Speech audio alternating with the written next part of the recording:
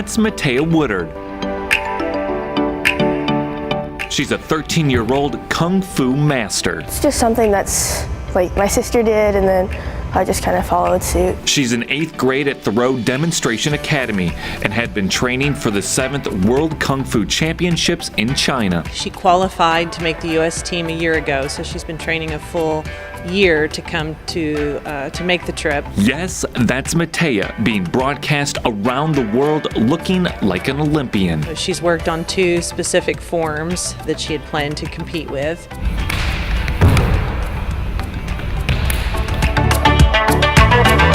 One with a sword, one without. Kung Fu is it's a martial art. You have a form, and through that they judge it based on how your form looks, like how low you go in your stances. Sometimes the forms can take on familiar creatures, Imitations, to where there are some forms where you try to imitate an animal. while also being judged on discipline. They're also looking for the how much energy and spirit you put in it. Mataya was one of the youngest to compete in her division of 13 to 17-year-olds. Still, she got 13th with the straight sword and 11th in empty hand, or Fonzie. That's 13th and 11th out of the world. It was great. It was a little stressful at the beginning, but then you just kind of did it. She did a great job. She didn't make any mistakes, so she was able to leave saying, you know what, I did my best. The trip had more to it for Mataya than the competition.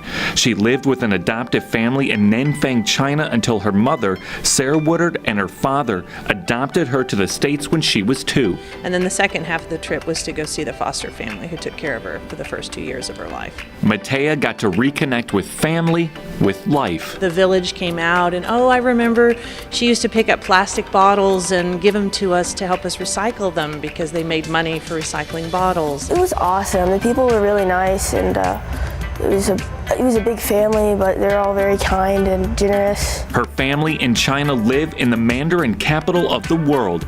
Oranges are in no short supply. The scenery around there was gorgeous because there were oranges everywhere. We had these wonderful home-cooked meals, just tables full of food every night. She returned home with great memories and a few new pins she traded with teens from many different countries. Chatting with all of these Chinese girls from all over the world, and I was like, where's she from? She's from Texas. Oh, and where's she from? Malaysia? Oh, how about her? Turkey. Oh, cool.